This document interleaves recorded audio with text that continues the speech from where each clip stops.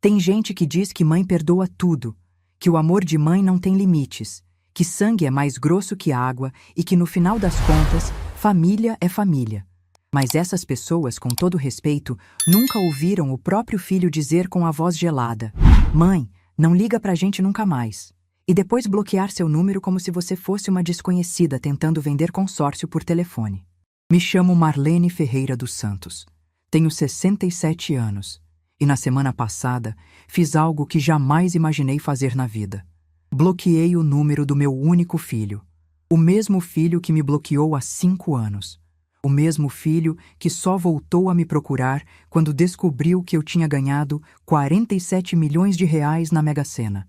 Mas calma, deixa eu te contar essa história direito, desde o começo, porque ela não é sobre dinheiro. É sobre dignidade. E dignidade, minha filha, não se compra em lotérica. Nasci em Ribeirão Preto, interior de São Paulo, numa família de lavradores que mal sabia escrever o próprio nome. Meu pai acordava às 4 da manhã para trabalhar na roça, e minha mãe criava 7 filhos com o que tinha, que era quase nada. A gente não conhecia luxo, não conhecia fartura, mas conhecia uma coisa que vale mais que tudo isso: respeito.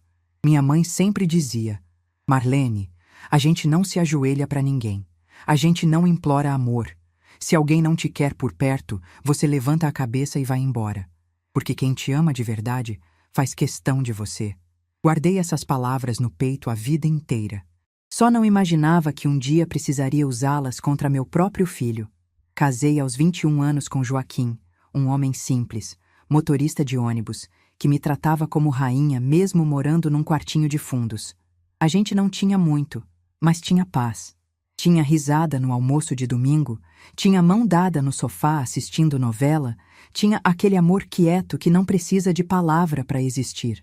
Quando Gustavo nasceu, em 1982, eu olhei para aquele bebezinho enrugado no meu colo e jurei para mim mesma que ele teria tudo que eu nunca tive. Que ele não ia conhecer a fome que eu conheci, a vergonha de ir para a escola com roupa remendada, a dor de ver os pais se sacrificando sem nunca conseguir sair do lugar. Joaquim concordava comigo. A gente trabalhava junto, sonhava junto, planejava junto. Ele fazia hora extra, eu costurava para fora e cada centavo que sobrava ia para uma poupança que a gente chamava de futuro do Gustavo. Mas a vida, como vocês sabem, nem sempre segue nossos planos. Joaquim partiu quando Gustavo tinha apenas 8 anos. Um acidente na estrada, numa noite de chuva, voltando de uma viagem de trabalho. Eu estava em casa, passando roupa, quando a vizinha bateu na porta com aquele olhar que a gente reconhece de longe. Aquele olhar que não precisa de palavras. Lembro que o ferro de passar ainda estava quente na minha mão quando eu entendi o que tinha acontecido. Lembro que minhas pernas cederam e eu caí sentada no chão da cozinha. Lembro do Gustavo aparecendo assustado, perguntando: "Mãe, o que foi? Por que a senhora está chorando?" Naquele momento, olhando para o meu menino de 8 anos que ainda não sabia que tinha perdido o pai, eu tomei uma decisão. Não ia desmoronar. Não ia me entregar para a dor. Tinha uma criança que dependia de mim e eu ia ser forte por ela. Sequei as lágrimas, guardei a dor num lugar bem fundo do peito e fiz o que precisava ser feito. Trabalhei. Costurei a vida inteira. Minhas mãos conhecem cada tipo de tecido que existe nesse mundo. Cetim de vestido de noiva, linho de terno de formatura, organza de roupa de batizado, algodão de uniforme escolar. Trabalhei de sol a sol, muitas vezes madrugada adentro, com os olhos ardendo de cansaço e os dedos cheios de marca de agulha. Tinha cliente que me procurava às 11 da noite pedindo ajuste urgente para a festa do dia seguinte. Eu levantava da cama, ligava a máquina e costurava até de madrugada. Tinha época que eu dormia 3, 4 horas por noite durante semanas seguidas. Mas nunca reclamei, porque cada ponto que eu dava naqueles tecidos era um tijolo no futuro do meu filho. Paguei escola particular quando pude. Quando não pude, fui na secretaria, expliquei minha situação, pedi desconto, parcelei, fiz acordo. Paguei cursinho pré-vestibular, paguei inscrição de faculdade, paguei mensalidade de universidade privada quando ele não passou na pública. Gustavo se formou em engenharia civil aos 24 anos. Eu estava na plateia, no meio daquele auditório cheio de gente, chorando tanto que mal conseguia enxergar o palco. Quando chamaram o nome dele e ele subiu para pegar o diploma, eu quis gritar para o mundo inteiro ouvir. Aquele ali é meu filho, eu criei ele sozinha, eu consegui. Aquele diploma tinha o peso de 40 anos curvada sobre uma máquina de costura. E eu tinha certeza de que todo o sacrifício tinha valido a pena. Gustavo conseguiu um emprego rápido numa construtora boa. Começou ganhando bem, foi subindo de cargo e eu me sentia a mãe mais orgulhosa do planeta. Quando ele comprou o primeiro carro, me levou para passear. Quando alugou o primeiro apartamento, me chamou para conhecer. Naquela época, a gente ainda era próximo. Ele ainda me ligava para contar como foi o dia. Ainda vinha almoçar comigo no domingo, ainda me abraçava e dizia: "Obrigado por tudo, mãe." Tudo mudou quando ele conheceu Renata. Ela apareceu na minha vida num domingo de maio, há 12 anos. Gustavo tinha me avisado que ia trazer a namorada nova para eu conhecer, e eu passei a semana inteira me preparando. Fiz faxina na casa, comprei ingredientes especiais, cozinhei meu melhor frango assado, arrumei a mesa com a toalha boa que eu só usava em ocasião especial. Renata chegou às 11 da manhã, toda arrumada.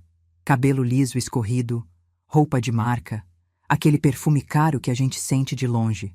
Filha de empresário, formada em marketing, criada em colégio particular com piscina e quadra de tênis.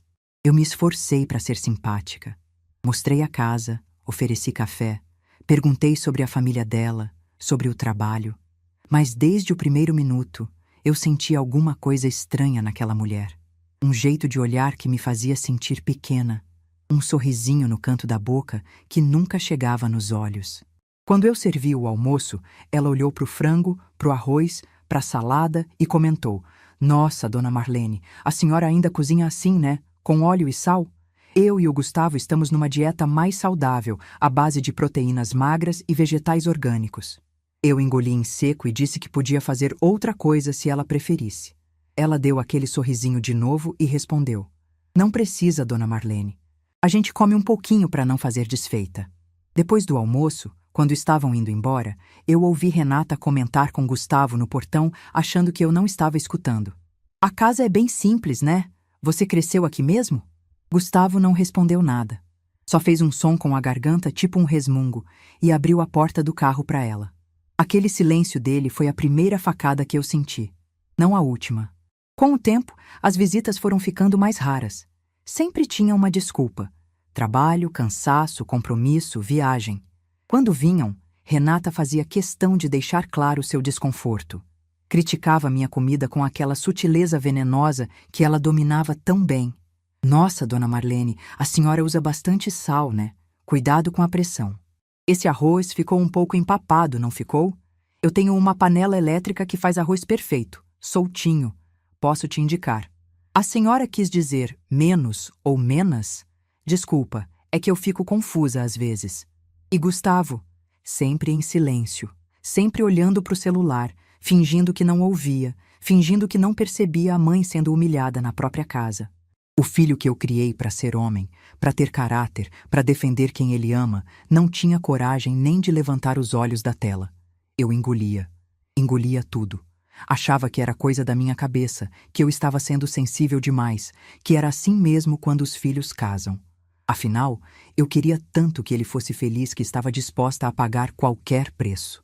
Inclusive, o preço da minha própria dignidade.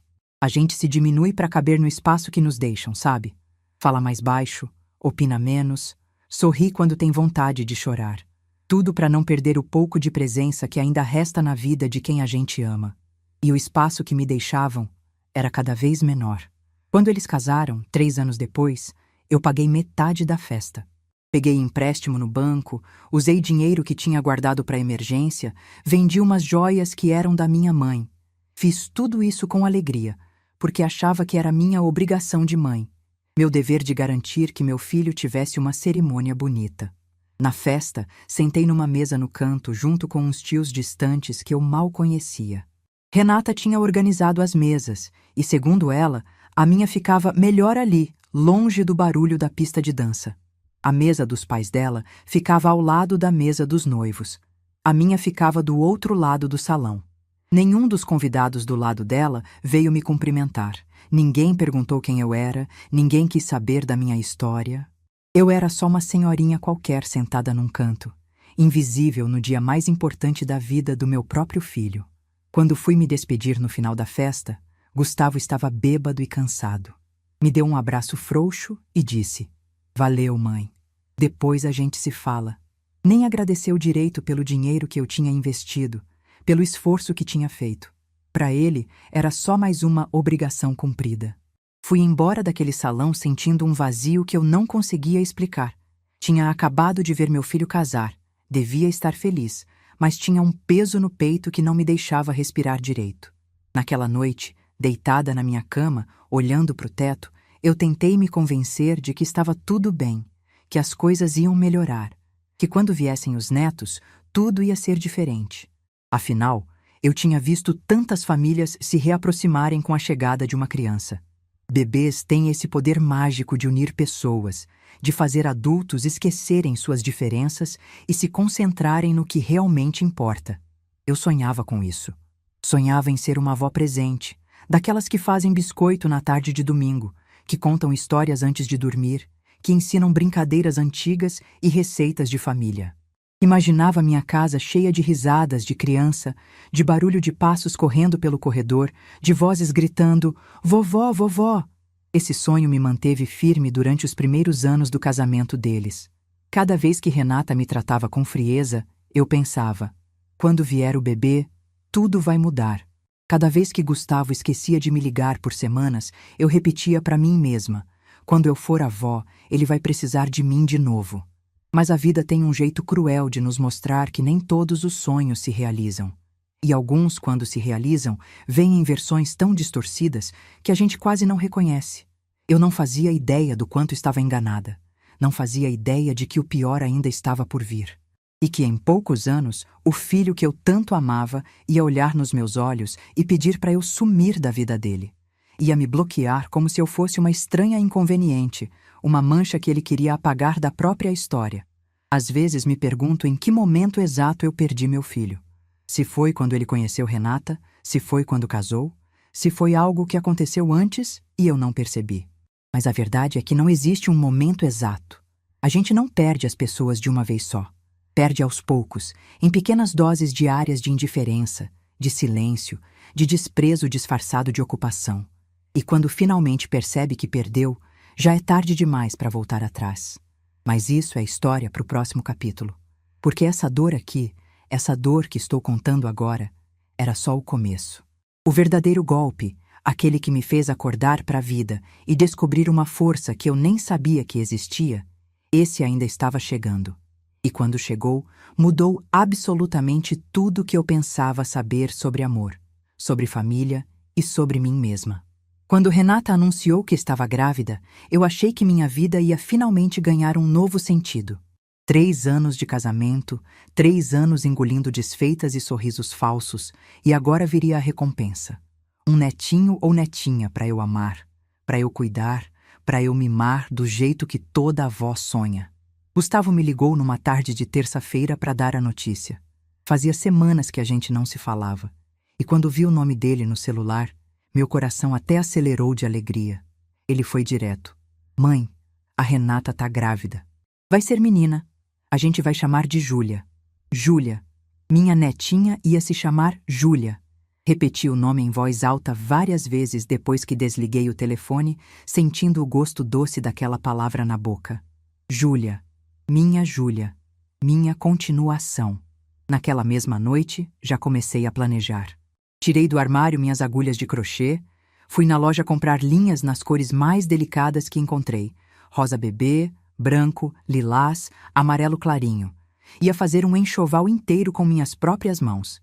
Vestidinhos, sapatinhos, mantas, toucas, tudo feito com o mesmo amor que eu tinha colocado em cada costura da minha vida. Passei os meses seguintes trabalhando naquele enxoval. Cada ponto que eu dava era uma oração, um desejo de felicidade, uma promessa silenciosa de que eu seria a melhor avó do mundo.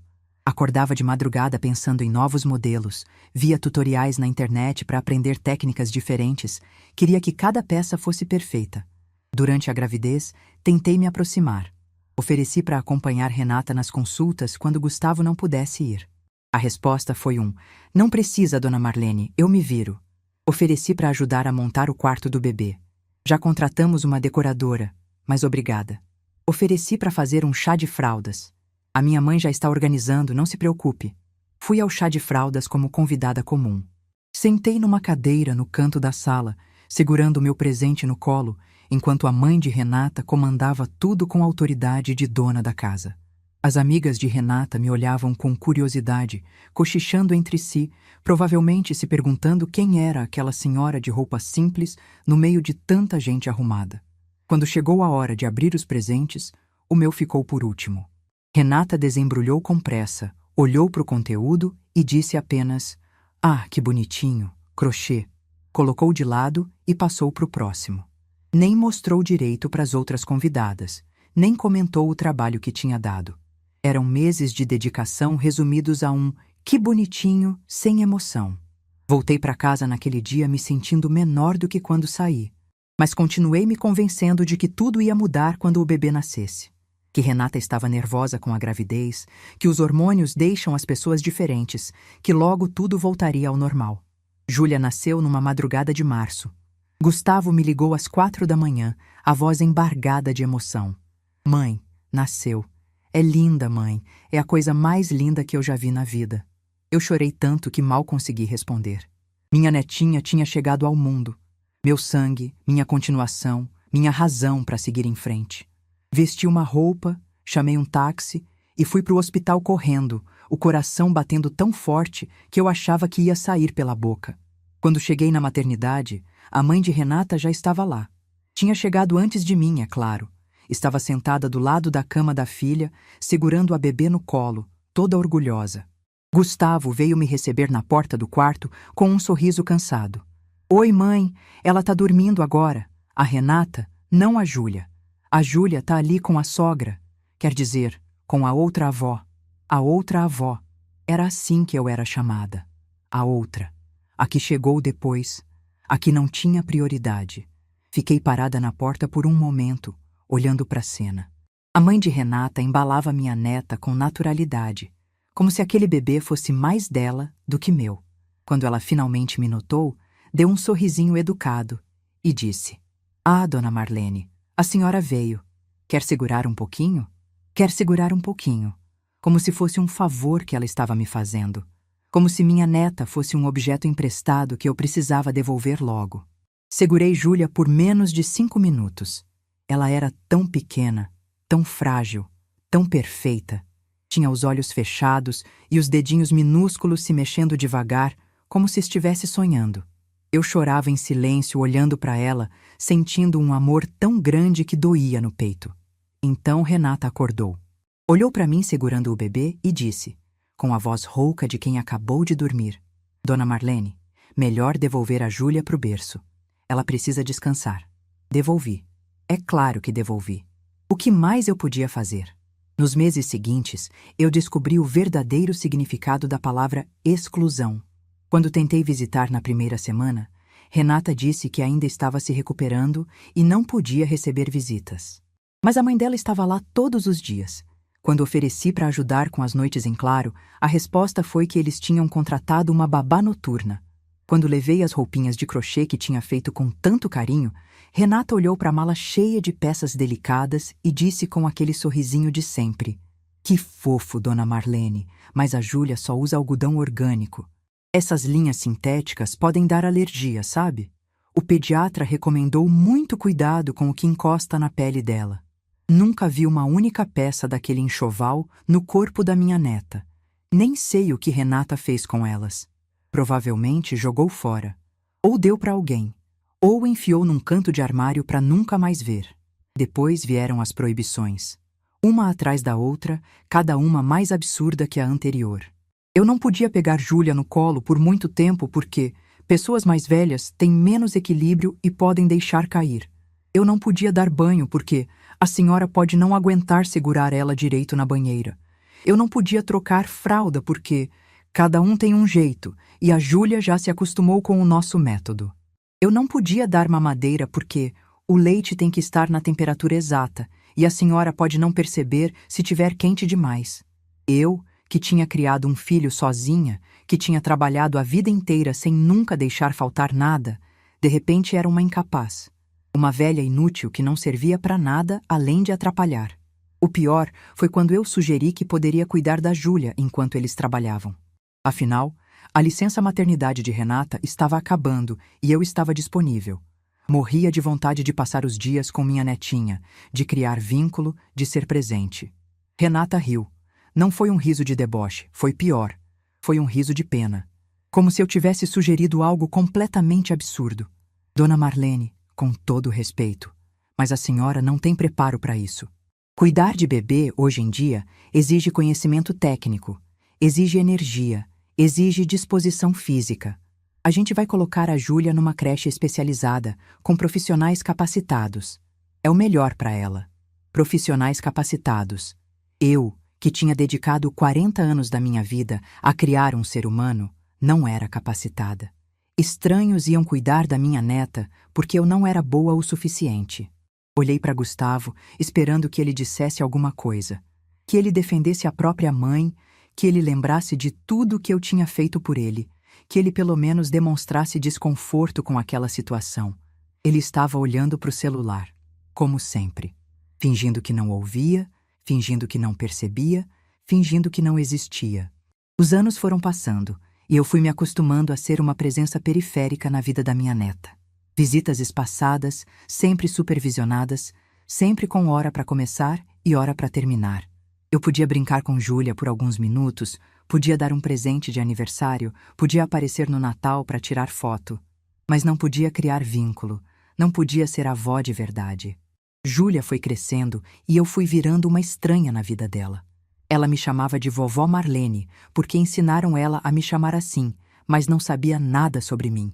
Não sabia que eu costurava, não conhecia minha casa, não tinha memórias de tardes comigo fazendo bolo ou assistindo desenho. Eu era só uma senhora que aparecia de vez em quando com presentes embrulhados. Ficava um tempo sentada no sofá, respondendo perguntas educadas, e depois ia embora. E então veio o domingo de Páscoa, que destruiu tudo. Eu tinha planejado aquele almoço por semanas.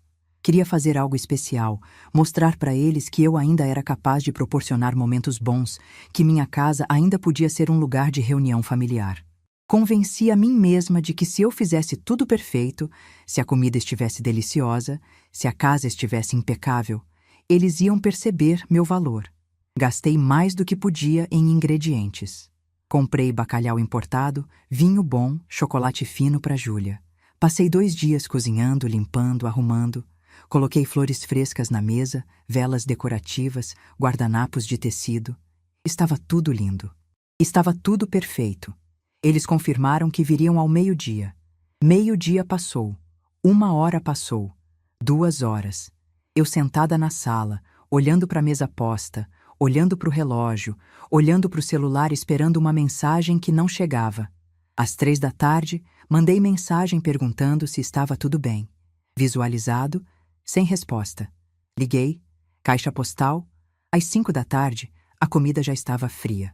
As velas que eu tinha acendido na mesa já tinham derretido quase completamente. Eu estava sentada na mesma cadeira há horas, sem conseguir me mover, sem conseguir aceitar que aquilo estava realmente acontecendo. Quando Gustavo finalmente atendeu, a voz dele estava despreocupada, leve, como se nada tivesse acontecido. Oi, mãe, desculpa. A Renata achou melhor a gente ir na casa dos pais dela. Lá tem piscina pra Júlia brincar, sabe? Ela tava com muito calor. Fica pra próxima, tá? Fica pra próxima. Como se eu não tivesse passado 2 dias cozinhando. Como se eu não tivesse gasto dinheiro que não tinha. Como se eu não tivesse esperado 5 horas por uma ligação, uma mensagem, um mínimo de consideração. Respondi apenas, tudo bem, filho. Mas não estava tudo bem.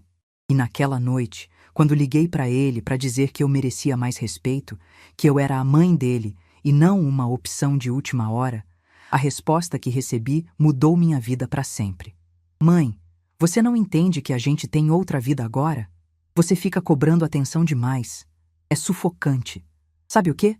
Se você vai continuar com esse drama, é melhor não ligar mais pra gente. Aliás, vou bloquear seu número. E bloqueou. Assim, sem hesitação, sem remorso, Como se eu fosse uma estranha inconveniente, não a mulher que passou 40 anos da vida vivendo para ele. Tentei ligar de volta. Uma vez, 2 vezes, 3 vezes. Sempre a mesma mensagem automática. O número chamado não está disponível no momento. Não estava disponível. Meu filho tinha me tornado indisponível na vida dele. Com um toque na tela do celular, ele tinha me apagado. Naquela noite, sentada sozinha na cozinha, com a comida do almoço ainda na geladeira, eu chorei até não ter mais lágrimas. Chorei de raiva, de tristeza, de decepção. Chorei pelo filho que eu criei e que tinha se transformado num estranho. Chorei pela neta que mal me conhecia e que agora talvez nunca me conhecesse de verdade. Chorei por mim, por tudo que eu tinha dado e por tudo que tinha recebido em troca. Desprezo, indiferença, abandono. Às 4 da manhã, ainda estava acordada, olhando para a mesa que eu tinha arrumado com tanto carinho. Os pratos vazios, os talheres intocados, as flores que já começavam a murchar. Tudo aquilo representava anos da minha vida. Anos tentando agradar, tentando ser aceita, tentando merecer um lugar na vida do meu próprio filho. E naquele momento, olhando para aquela mesa vazia, eu entendi uma coisa que deveria ter entendido muito antes. Eu não precisava merecer nada. Eu já tinha merecido. Tinha merecido a vida inteira. O problema nunca foi eu não ser boa o suficiente. O problema era que algumas pessoas simplesmente não sabem reconhecer o valor do que têm na frente delas. Quando o sol nasceu no dia seguinte, algo tinha mudado dentro de mim. Uma parte de mim tinha partido junto com aquele telefonema. Mas outra parte, uma parte que eu nem sabia que existia, tinha finalmente acordado. Se ele queria que eu respeitasse a decisão dele, eu ia respeitar. Se ele queria silêncio, eu ia dar silêncio. Não por fraqueza, não por aceitação, mas por dignidade. Porque eu finalmente tinha entendido o que minha mãe me ensinou lá atrás, quando eu ainda era uma menina descalça no interior de São Paulo. A gente não se ajoelha para ninguém. A gente não implora amor. E essa mudança foi o começo de tudo. Os primeiros meses depois do bloqueio foram os mais difíceis da minha vida. E olha que eu já tinha passado por muita coisa. Perdi meu marido jovem, criei um filho sozinha, trabalhei até os dedos sangrarem. Mas nenhuma dor se compara à de ser rejeitada pelo próprio filho. Júlia tinha acabado de fazer 2 anos quando Gustavo me bloqueou. 2 aninhos. Ela mal sabia falar direito, mal sabia andar sem cair e já tinha sido usada como desculpa para me afastar. A Júlia precisa de espaço. A Júlia se cansa com muita gente. A Júlia não pode ficar perto de pessoas que criam tensão. Tensão. Eu era a tensão na vida deles. Eu que só queria amar. Nos primeiros dias fiquei paralisada. Acordava de manhã, tomava café olhando para a parede e ficava assim até anoitecer. Não tinha vontade de costurar, não tinha vontade de comer, não tinha vontade de nada. O telefone ficava do meu lado o tempo todo, esperando uma ligação que eu sabia que não viria, mas que eu não conseguia parar de esperar. Cada data especial era uma facada nova. O Dia das Mães chegou 6 semanas depois do bloqueio. Eu acordei naquele domingo com um peso no peito tão grande que mal conseguia respirar.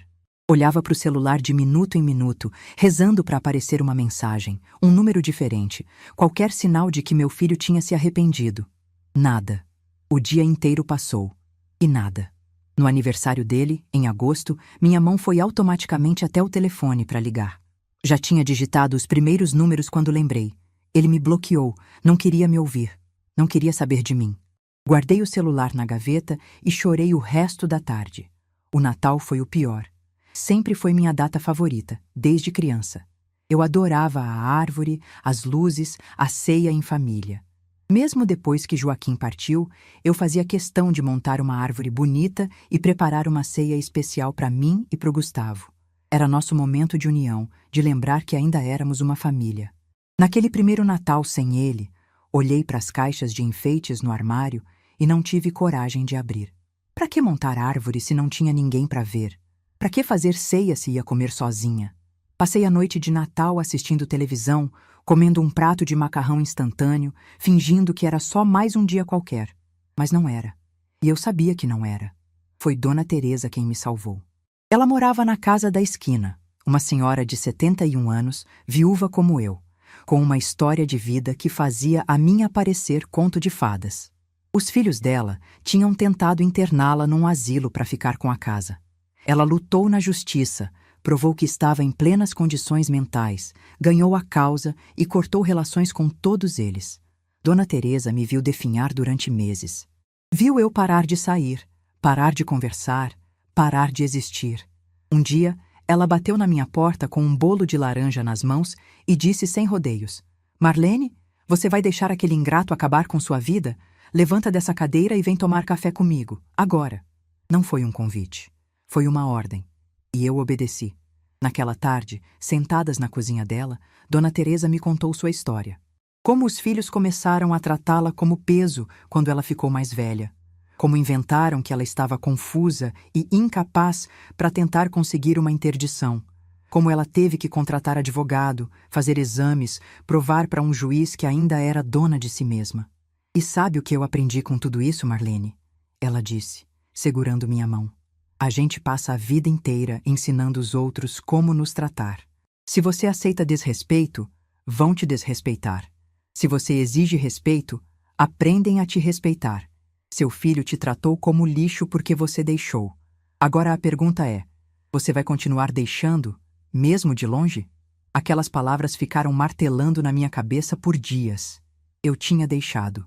Durante anos, tinha engolido desaforo, tinha me diminuído, tinha aceitado migalhas de atenção como se fossem presentes valiosos.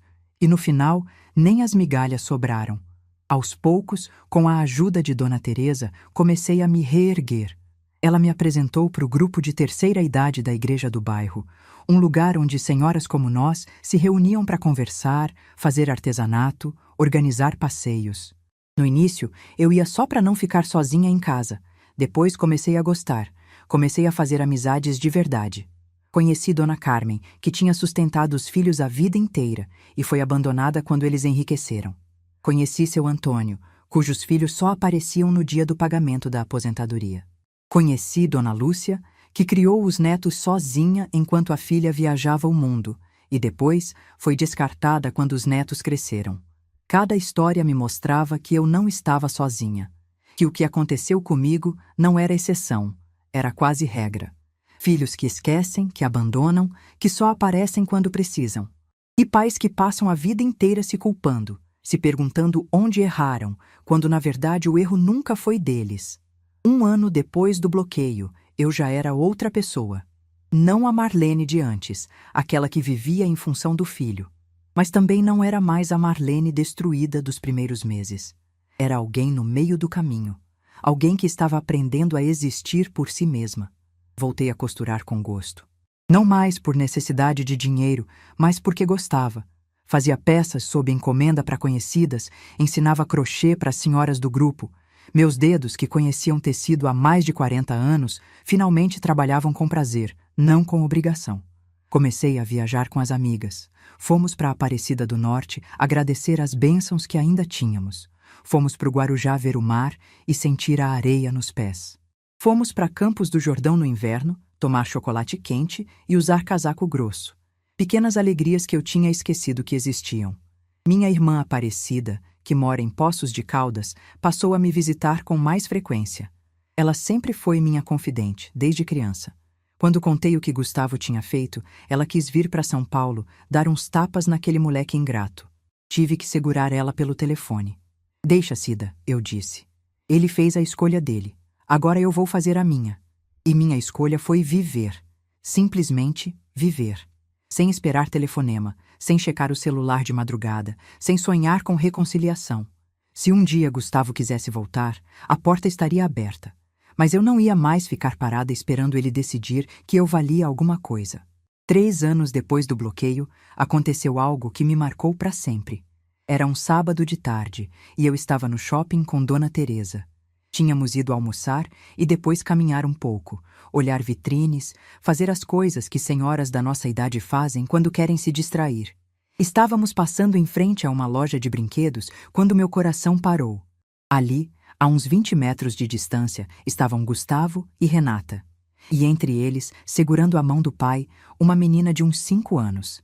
Cabelo castanho ondulado, vestidinho rosa, sapatilha branca. Minha neta. Minha Júlia. Parei no meio do corredor como se tivesse levado um choque. Dona Teresa percebeu que algo estava errado e perguntou o que foi. Eu só conseguia apontar. Ficamos ali, paradas, observando de longe. Júlia estava escolhendo alguma coisa na prateleira, fazendo aquele biquinho que as crianças fazem quando querem convencer os pais. Gustavo riu de algo que ela disse e fez carinho na cabeça dela. Renata estava do lado, olhando o celular, impaciente como sempre. Era uma cena comum. Uma família normal fazendo compras no sábado. Mas para mim, era como assistir a um filme da minha própria vida, do qual eu tinha sido cortada. Eu queria tanto ir até lá, me abaixar, olhar nos olhos de Júlia e dizer: Oi, meu amor, eu sou sua avó de verdade. Eu te amo desde antes de você nascer, sabia? Eu fiz roupinhas para você, rezei por você, chorei de saudade de você. Você não me conhece, mas eu te conheço. Você é meu sangue, minha continuação. Mas eu sabia que não podia. Sabia que se me aproximasse, Gustavo ia fazer uma cena, Renata ia me humilhar na frente de todo mundo e Júlia ia ficar assustada sem entender nada. Eu seria a velha maluca que apareceu do nada, perturbando uma família feliz. Então fiquei ali, parada, olhando minha neta de longe, como se ela fosse uma estrela que eu podia ver, mas nunca tocar. Em determinado momento, Júlia olhou na minha direção. Nossos olhos se encontraram por talvez 2 segundos. 2 segundos que duraram uma eternidade. Ela franziu a testa levemente, como se estivesse tentando reconhecer algo familiar naquela senhora desconhecida. Mas não reconheceu. Por que reconheceria? Para ela, eu era só uma velha qualquer no meio do shopping. Uma estranha entre milhares de estranhos. Ela voltou a atenção para os brinquedos, puxou a mão do pai e apontou para alguma coisa na prateleira. A vida seguiu. A minha ficou congelada naquele momento. Dona Teresa me puxou pelo braço. Vem, Marlene, vamos embora daqui. Fomos embora em silêncio. No carro, eu não conseguia falar. As lágrimas desciam sozinhas, sem soluço, sem barulho. Só desciam. Dona Teresa segurou minha mão o caminho inteiro e não disse nada. Não precisava. Ela entendia. Cheguei em casa naquele dia sentindo um vazio que eu não sabia que ainda era capaz de sentir. Achei que já tinha chorado todas as lágrimas possíveis por aquela situação.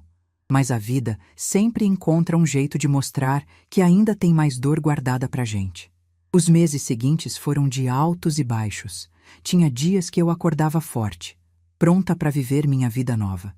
Tinha dias que acordava querendo sumir do mundo, mas eu continuava, porque era isso que me restava. Continuar. 5 anos se passaram desde o bloqueio. 5 anos sem uma ligação, sem uma mensagem, sem um encontro. 5 anos em que Júlia cresceu sem saber que tinha uma avó que a amava desesperadamente. 5 anos em que eu aprendi a viver de um jeito que nunca imaginei. Sozinha, mas não solitária. Machucada, mas não derrotada. E durante todo esse tempo, eu continuei fazendo uma coisa que sempre fiz, desde que Joaquim era vivo. Jogar na loteria. Os mesmos números de sempre. 08, 12, 21, 24, 39, 47. A data de nascimento do Gustavo. O dia do meu casamento.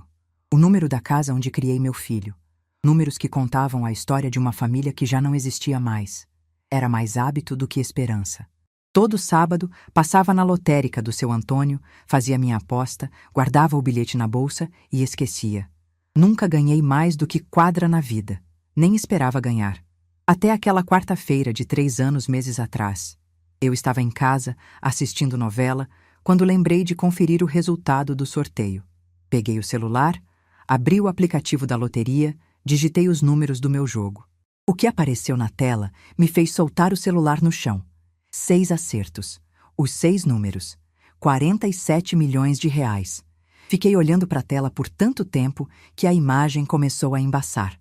Conferi de novo. Conferi mais uma vez. Liguei para a lotérica do seu Antônio com a voz tremendo. Ele confirmou. Eu tinha ganhado na Mega Sena. Sentei no sofá devagar, as pernas bambas, o coração disparado. 47 milhões de reais. Uma quantia que eu não conseguia nem imaginar direito. Mais dinheiro do que eu tinha visto na vida inteira, do que eu ganharia se costurasse por mais 100 anos. E a primeira coisa que passou pela minha cabeça, antes da alegria, antes do choque, antes de qualquer coisa, foi uma pergunta que eu não conseguia tirar da mente. Se eu tivesse ganhado isso há 5 anos, será que meu filho teria me bloqueado? Será que eu só valia alguma coisa se tivesse dinheiro? Será que todo o amor, todo o sacrifício, todas as noites em claro, todas as lágrimas engolidas, só teriam significado se viessem acompanhados de uma conta bancária gorda? Naquela noite, deitada na cama, olhando para o teto, eu tomei uma decisão. O dinheiro tinha chegado, sim, mas ele não ia me transformar em alguém que eu não era. E, principalmente, ele não ia servir de moeda para comprar de volta o amor de quem me descartou. O que eu não imaginava era que, em poucos meses, essa decisão seria colocada à prova da forma mais cruel possível. Na manhã seguinte ao sorteio, eu ainda não tinha contado para ninguém. Fiquei sentada na cozinha tomando café, olhando para o bilhete em cima da mesa, tentando processar o que tinha acontecido. 47 milhões de reais. Era surreal demais para parecer verdade. A primeira pessoa que eu liguei foi minha irmã Aparecida. Ela atendeu no segundo toque, com aquela voz animada de sempre. E aí, Marlene, tudo bem? Ligando cedo assim, aconteceu alguma coisa? Respirei fundo. Cida, você tá sentada? Tô deitada ainda, por quê? Então senta. Eu ganhei na Mega Sena. O silêncio do outro lado durou uns 10 segundos. Depois veio um grito tão alto que eu tive que afastar o celular do ouvido. Como assim você ganhou na Mega Sena? Marlene, você tá brincando comigo? Não estava. E quando ela finalmente acreditou, chorou comigo por telefone durante meia hora. Cida sempre foi minha rocha, minha confidente. A pessoa que me conhece desde que eu era uma menina descalça, correndo pelos cafezais de Ribeirão Preto. Se tinha alguém no mundo em quem eu podia confiar com aquele segredo, era ela. Marlene, escuta, ela disse, depois que as duas pararam de chorar. Você não pode contar isso para ninguém. Pelo menos não agora. Você sabe o que acontece quando o pobre ganha dinheiro, né? Aparece parente de todo lado, amigo que você nem lembrava que existia, gente querendo dar golpe. Vai com calma. Ela estava certa. Eu sabia que estava. Na semana seguinte, procurei um advogado. Dona Teresa me indicou o Dr. Fábio, um senhor sério, de cabelo grisalho e óculos de armação grossa, que tinha escritório no centro da cidade. Ele me recebeu com respeito, ouviu minha história e foi extremamente profissional em me orientar sobre os próximos passos. Dona Marlene, ele disse ajeitando os óculos, a senhora precisa entender que esse dinheiro muda tudo. Muda a forma como as pessoas vão olhar para a senhora, muda as relações, muda até a segurança. Vamos fazer tudo com calma, com discrição e com proteção legal. Resgatei o prêmio de forma sigilosa. Paguei os impostos, abri contas em bancos diferentes, fiz investimentos seguros, seguindo orientação de especialistas. Dr. Fábio me ajudou a estruturar tudo de um jeito que meu dinheiro rendesse sem eu precisar me preocupar. Mas eu não queria só guardar. Queria fazer algo de útil com aquela fortuna que tinha caído no meu colo. Foi então que nasceu o projeto Mãos que Criam. A ideia veio numa tarde de conversa com Dona Teresa, quando eu disse que me sentia estranha tendo tanto dinheiro enquanto tanta gente passava necessidade. Ela me olhou com aquele jeito sábio dela e disse: então faz alguma coisa com isso, Marlene. Você sabe costurar melhor que qualquer um. Por que não ensina outras mulheres? Mulheres que estão na mesma situação que você estava, precisando trabalhar para sustentar a família? Aquela ideia acendeu algo dentro de mim. Em 3 meses, com a ajuda de Dr. Fábio e de uma assistente social que ele conhecia, montamos um projeto social para ensinar costura e bordado a mulheres em situação de vulnerabilidade. Alugamos um espaço, compramos máquinas, contratamos instrutoras. Tudo no meu nome, tudo com meu dinheiro, mas sem alarde, sem ostentação. O projeto começou pequeno, com 10 alunas. Hoje, 2 anos depois, já formamos mais de 80 mulheres. Algumas conseguiram emprego em confecções, outras abriram o próprio negócio em casa, outras viraram instrutoras do próprio projeto. Quando eu vejo essas mulheres se descobrindo capazes, criando independência, sustentando suas famílias com o trabalho das próprias mãos, eu me emociono, porque eu sei o que é isso. Eu vivi isso a vida inteira. Comprei um apartamento grande num bairro bom de São Paulo, mas não me mudei para lá. deixei alugado, gerando renda. Continuei morando na minha casinha de sempre. A mesma casa onde criei Gustavo, onde vivi com Joaquim, onde construí minha história. Não era por avareza. Era porque aquela casa era eu. Minhas memórias, minhas raízes, minha identidade. Minha rotina quase não mudou. Continuei frequentando o grupo da terceira idade. Continuei viajando com as amigas. Continuei costurando por prazer. O dinheiro me deu segurança, mas não deixei ele me transformar em outra pessoa. Eu era Marlene antes dos milhões e continuaria sendo Marlene depois. Mas como minha irmã tinha alertado, segredo grande assim não fica guardado para sempre. Não sei exatamente como a notícia vazou. Talvez alguém do banco tenha comentado com alguém. Talvez algum vizinho tenha percebido movimentação diferente e somado 2 mais 2. Talvez tenha sido só o destino, que parece ter prazer em complicar as coisas quando a gente menos espera. O fato é que, há 2 semanas, comecei a receber ligações estranhas. Números desconhecidos, gente se apresentando como assessor financeiro ou consultor de investimentos, oferecendo serviços que eu não tinha pedido. Depois vieram as mensagens no WhatsApp de pessoas que eu não via há anos, perguntando como eu estava, dizendo que tinham ouvido umas coisas e queriam saber se era verdade. Ignorei todas, mas no fundo eu sabia que era questão de tempo até a notícia chegar em quem eu mais temia que chegasse. Na quinta-feira passada, meu telefone tocou às 7 da noite. Um número que eu não conhecia, de São Paulo mesmo. Atendi sem desconfiar, achando que era mais um desses vendedores insistentes. Alô? Do outro lado, uma voz que eu não ouvia há 5 anos. Uma voz que me fez tremer das pernas à cabeça. Mãe! Mãe! É o Gustavo! Por favor, não desliga! Meu coração disparou tão forte que eu achei que ia ter um troço ali mesmo. Sentei no sofá devagar, a mão apertando o telefone com força. Como você conseguiu esse número? Ele hesitou. Eu liguei para tia Aparecida. Implorei para ela, mãe. Disse que precisava falar com você urgentemente. Ela não queria dar, mas eu insisti muito. Fiz uma nota mental de ter uma conversa séria com minha irmã depois. O que você quer, Gustavo? Mãe, Ele respirou fundo do outro lado. Eu sei que errei. Sei que fiz coisas horríveis com a senhora. Não tenho nem como pedir desculpas pelo que aconteceu. Mas eu precisava ligar. Precisava pelo menos tentar. Deixei ele falar.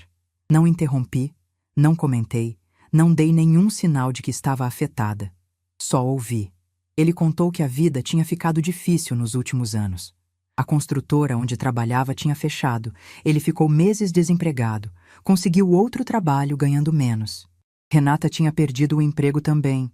Estavam vivendo com um orçamento apertado, tinham tido que tirar Júlia da escola particular e colocar na pública. A gente está passando por um momento complicado, mãe. Muito complicado. E eu sei que não tenho direito de pedir nada depois de tudo que fiz. Mas eu penso na senhora todos os dias. Penso no quanto eu fui injusto, no quanto eu deixei a Renata me influenciar, no quanto eu deveria ter sido um filho melhor. Continuei em silêncio. Mãe, tá me ouvindo? Tô ouvindo, Gustavo. Continua. Ele engoliu em seco. Eu queria pedir uma chance.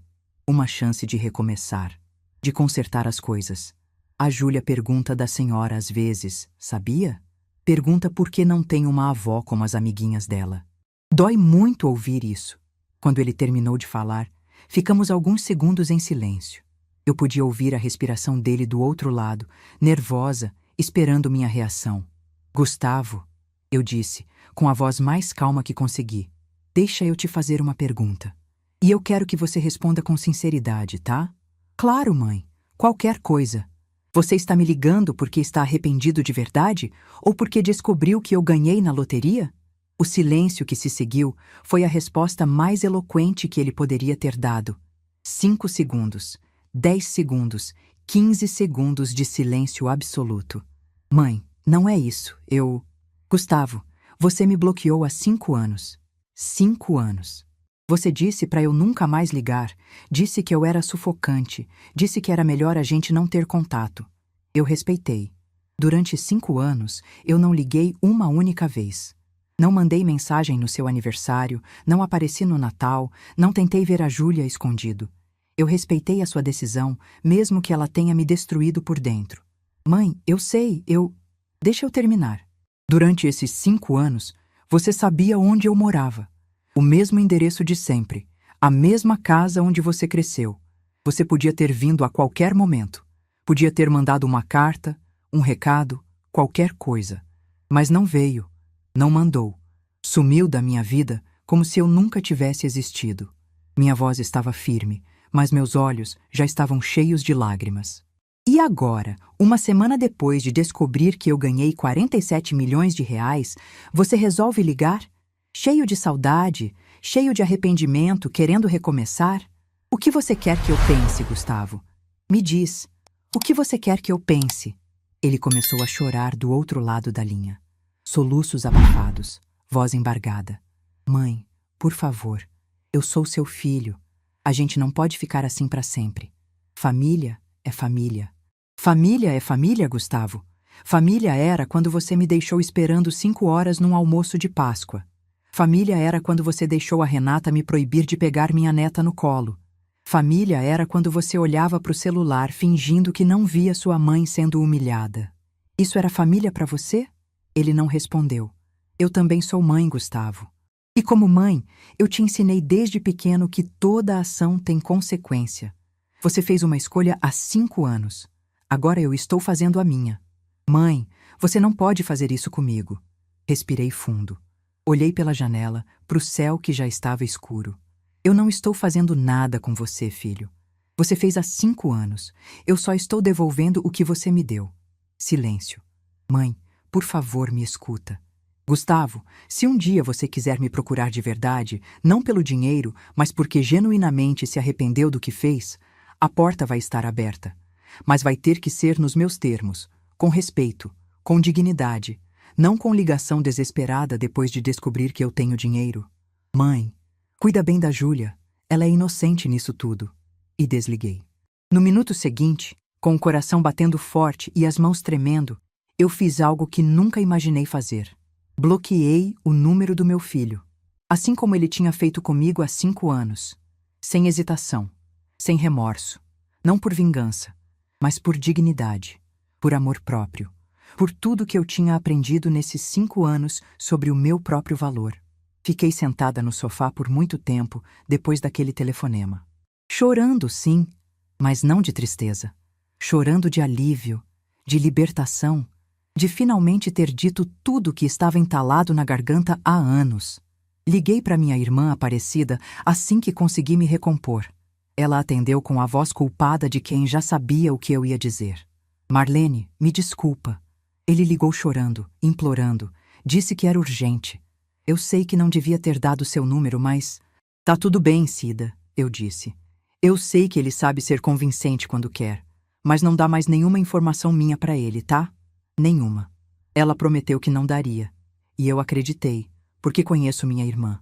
Ela tinha cedido num momento de fraqueza, mas não cometeria o mesmo erro 2 vezes. Nos dias seguintes, descobri que Gustavo não era o único interessado na minha mudança de vida. Parentes que eu não via há décadas começaram a aparecer do nada. Um primo de 2º grau que mora em Santos mandou mensagem perguntando se eu estava bem e se precisava de companhia.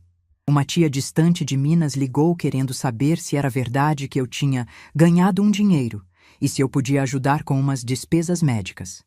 Gente que nunca me procurou quando eu estava sozinha no Natal, quando eu estava chorando de saudade do meu filho, de repente estava muito preocupadíssima comigo. Ignorei todos, cada um deles, porque eu tinha aprendido, da forma mais dolorosa possível, a diferença entre quem te ama de verdade e quem só quer alguma coisa de você. Dona Teresa tinha razão. A gente ensina os outros como nos tratar. E naquela noite, eu finalmente tinha ensinado meu filho que eu não estava mais disponível para ser pisada. Mas eu sabia que aquilo não era o fim. Conhecia Gustavo bem demais para achar que ele ia aceitar um não de primeira. Ele tinha puxado a teimosia do pai, a insistência que às vezes era qualidade, mas que naquele caso ia se tornar um problema. E eu não imaginava até onde ele seria capaz de ir para tentar me convencer a mudar de ideia. Não imaginava que, em poucos dias, ele usaria a única arma que ainda podia me atingir. A única pessoa no mundo capaz de fazer meu coração amolecer, mesmo depois de tudo. Minha neta. Minha Júlia. Gustavo apareceu na minha casa 3 dias depois do telefonema. Eu estava na cozinha preparando o almoço quando ouvi a campainha tocar. Não esperava a visita, então fui até a porta devagar, secando as mãos no pano de prato. Quando olhei pelo olho mágico, meu coração parou. Era ele, meu filho, parado na minha varanda, com as mãos nos bolsos, olhando para o chão como fazia quando era criança e sabia que tinha feito algo errado. Não abri. Fiquei ali, do outro lado da porta, em silêncio. Ele tocou a campainha de novo. Esperou. Tocou mais uma vez. Mãe! Mãe! Eu sei que a senhora está aí. Vi a luz acesa. Por favor, abre a porta. Só 5 minutos. É tudo o que eu peço. Não respondi. Não me movi. Ele ficou ali por quase 1 hora, tocando a campainha de vez em quando, chamando por mim, pedindo para eu abrir. Em determinado momento, começou a chorar. Eu ouvia os soluços dele através da madeira, e cada um deles era como uma agulha no meu peito. Mas eu não abri, porque eu sabia que se abrisse, se olhasse nos olhos dele, meu coração de mãe ia amolecer. E eu não podia mais permitir que o amor que eu sentia fosse usado contra mim.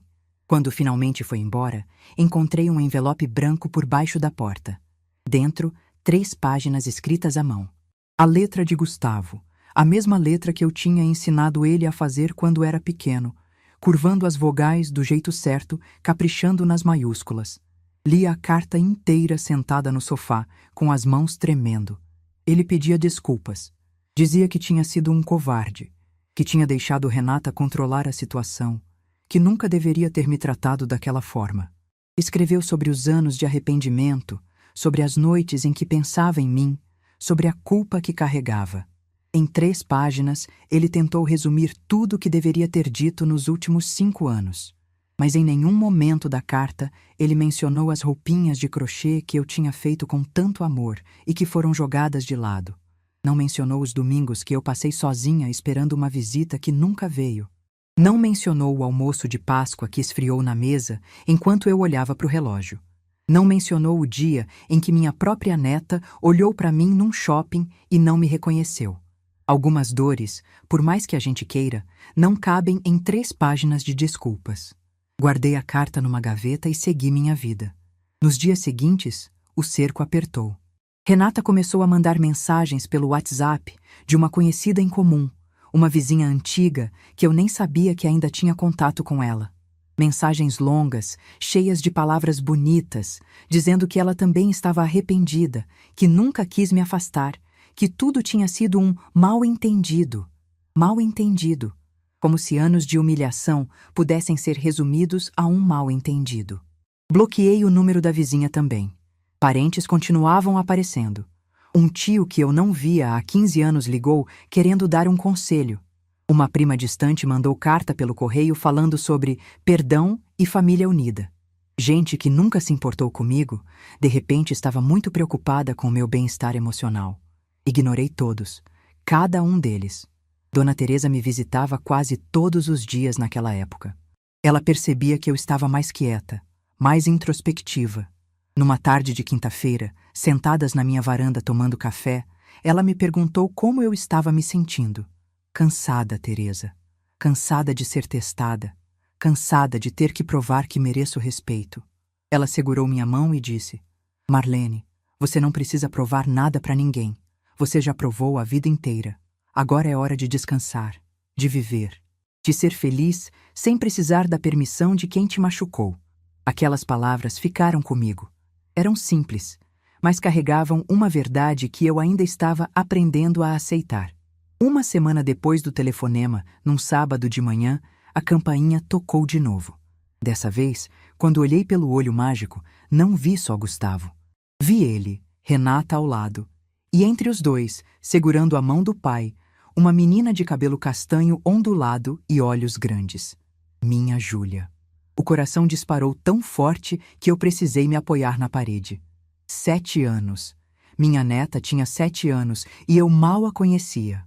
A última vez que a tinha visto de perto foi naquele dia no shopping, há 2 anos, quando nossos olhos se cruzaram por 2 segundos e ela não me reconheceu. Fiquei parada atrás da porta, sem conseguir me mover. Do outro lado, ouvi Renata dizer baixinho para Júlia: Vai, filha, chama a vovó, fala que você quer conhecer ela. A voz fininha de Júlia atravessou a madeira. Vovó, tá aí? O papai disse que você ia gostar de me ver. Fechei os olhos. Respirei fundo. Senti as lágrimas escorrendo pelo rosto antes mesmo de perceber que estava chorando. Eles estavam usando minha neta. A criança que eu mais amava no mundo, que eu sonhava em abraçar há anos, estava sendo usada como ferramenta para me fazer ceder. Tinham ensaiado aquela cena, tinham trazido ela de propósito, sabendo que a presença de Júlia era a única coisa capaz de me fazer abrir aquela porta. E estavam certos, porque eu abri. Quando a porta se abriu, Júlia me olhou com curiosidade. Ela era ainda mais linda de perto do que eu lembrava. Tinha o nariz do pai, os olhos da mãe, mas o sorriso era igualzinho ao do meu Joaquim. Igualzinho. Oi, ela disse, meio tímida. Você é a vovó Marlene? Me abaixei devagar, ficando na altura dos olhos dela. De perto, eu podia ver cada sardinha no nariz dela, cada cílio comprido, cada detalhe daquele rostinho que eu tinha sonhado em conhecer por tantos anos. Sou sim, meu amor, sou sua vovó. Ela sorriu. Um sorriso genuíno, de criança que ainda não entende as maldades do mundo. A mamãe disse que você tem uma casa muito grande agora, é verdade? Olhei para Renata por cima da cabeça de Júlia. Ela desviou o olhar, constrangida. Gustavo estava parado atrás, com aquela cara de quem sabe que está fazendo algo errado, mas decidiu fazer assim mesmo. Voltei a olhar para minha neta, para aqueles olhos inocentes que não tinham culpa de nada. Meu amor, a vovó mora nessa casinha aqui mesmo, a mesma de sempre. Mas não importa o tamanho da casa, tá? O que importa é o tamanho do amor. Júlia franziu a testa, sem entender direito. Crianças não entendem metáforas. Elas entendem presença, carinho, tempo junto. Coisas que eu não tinha podido dar para ela por causa das escolhas dos pais. Me levantei devagar e olhei para Gustavo e Renata. Minha voz saiu calma, mas firme. Vocês não têm vergonha? Renata começou a gaguejar. Dona Marlene, a gente só queria que a Júlia conhecesse. Durante 7 anos, essa menina não soube que eu existia direito. Vocês fizeram questão de me apagar da vida dela. E agora, porque acham que eu tenho dinheiro, trazem ela aqui para me sensibilizar? Usam uma criança de 7 anos como moeda de troca? Gustavo tentou intervir. Mãe, não é isso. A gente só quer... Eu sei o que vocês querem, Gustavo, e não vão conseguir assim. Olhei para Júlia de novo. Ela estava confusa, olhando do pai para a mãe sem entender o que estava acontecendo. Meu coração se apertou. Aquela menina era inocente. Não tinha culpa das escolhas dos adultos ao redor dela. Me abaixei mais uma vez e segurei as mãozinhas dela entre as minhas. Eram tão pequenas, tão macias, tão parecidas com as mãos do Gustavo quando ele era bebê. Júlia, meu amor, escuta a vovó. Eu te amo muito, tá? Te amo desde antes de você nascer. Quando você estava na barriga da sua mãe, eu fiz roupinhas lindas para você. Vestidinhos, sapatinhos, mantinhas, tudo com muito carinho. Você não chegou a usar, mas eu guardei todas. Guardei porque cada pontinho que eu dei era um pedacinho do meu amor por você. Os olhos de Júlia se arregalaram. Você fez roupinha para mim? Fiz, meu amor, muitas. E um dia, quando você for grande, se você quiser me conhecer de verdade, eu vou estar aqui. Vou te mostrar cada uma delas. Vou te contar histórias sobre seu bisavô Joaquim, que tinha o mesmo sorriso que você. Vou te ensinar a fazer bolo de laranja, que era o preferido do seu pai quando ele era pequeno. Senti as lágrimas descendo de novo, mas não me importei. Mas hoje, meu amor, a vovó não pode deixar vocês entrarem. Não assim, não desse jeito. Júlia não entendeu. É claro que não entendeu. Ela só tinha 7 anos. Mas um dia, quando fosse mais velha, quando perguntasse sobre a avó que ela quase não conheceu, talvez alguém contasse a história. E talvez ela entendesse. Me levantei e olhei para Gustavo uma última vez. Se um dia você quiser me procurar de verdade, não pelo dinheiro, não usando sua filha como desculpa, mas porque genuinamente quer consertar as coisas, eu vou estar aqui. Mas vai ter que ser com respeito, com dignidade, com o reconhecimento de que eu sou sua mãe, não um caixa eletrônico que você acessa quando precisa. Ele abriu a boca para responder, mas eu não deixei. Cuida bem dessa menina, Gustavo. Ela merece pais melhores do que vocês estão sendo. E fechei a porta. Do outro lado, ouvi Renata bufar de raiva, Gustavo resmungar alguma coisa e os passos dele se afastando. E entre os sons dos adultos, ouvi a voz fininha de Júlia perguntando: "Por que a vovó não deixou a gente entrar, pai?" Não ouvi a resposta dele. Não queria ouvir. Fiquei encostada na porta por muito tempo, chorando em silêncio. Não de tristeza, não de raiva, chorando de algo que eu não sabia nomear. Talvez alívio, talvez luto, talvez libertação. Hoje, uma semana depois daquele dia, estou sentada na minha sala, olhando pela janela para o céu que começa a escurecer. O dinheiro continua no banco, rendendo, fazendo o bem através do projeto. Minhas amigas continuam me visitando. Dona Teresa passou aqui ontem com bolo de fubá. A vida continua. Gustavo não voltou a aparecer. Talvez tenha finalmente entendido. Talvez esteja planejando outra estratégia. Não sei, e sinceramente, não me importa mais. O que me importa é que pela primeira vez em muitos anos, eu me olho no espelho e gosto do que vejo. Vejo uma mulher que aprendeu a dizer não, que aprendeu a se valorizar, que entendeu que amor não se implora, não se compra, não se negocia. Minha neta Júlia um dia vai crescer, vai fazer perguntas, vai querer saber quem foi a avó que ela quase não conheceu. E quando esse dia chegar, eu vou estar aqui. Vou contar minha versão. Vou mostrar para ela as roupinhas de crochê que guardei todos esses anos, cada peça com meu amor costurado nos pontos. Vou dizer para ela que amor de verdade existe, mas que respeito vem primeiro. Sempre. Aos 67 anos, descobri que nunca é tarde para recomeçar, que a dor pode se transformar em força, que os silêncios mais poderosos são aqueles que a gente escolhe fazer. Aquele bloqueio que meu filho me deu há 5 anos não foi o fim da minha história. Foi o começo de uma vida nova. Uma vida que finalmente pertence a mim. E o bloqueio que eu dei nele não foi vingança. Foi amor próprio. Foi a escolha de parar de mendigar afeto de quem nunca soube me valorizar. Porque no final, a herança mais valiosa que a gente pode deixar para si mesma não é dinheiro. Não é casa. Não é joia. É dignidade. E essa, minha filha, ninguém pode tirar de mim. Às vezes, de noite, antes de dormir, eu ainda penso na Júlia. Penso no sorriso dela, nas mãozinhas pequenas que segurei por alguns segundos, na voz fininha perguntando se eu era a vovó dela. E dói. Dói muito. Provavelmente vai doer para sempre. Mas eu aprendi que algumas dores a gente carrega junto. Não porque quer, mas porque faz parte de quem a gente é. E carregar essa dor com dignidade é melhor do que viver sem ela, mas de joelhos. Minha mãe tinha razão, lá no interior de Ribeirão Preto, quando me disse que a gente não se ajoelha para ninguém. Demorei 67 anos para entender de verdade o que ela quis dizer, mas agora eu entendo, e vivo de pé. Ah, sim. Se essa história tocou seu coração, deixe seu like, se inscreva no canal e comente aqui embaixo. No meu lugar, o que você faria? Sua mensagem pode iluminar o dia de alguém.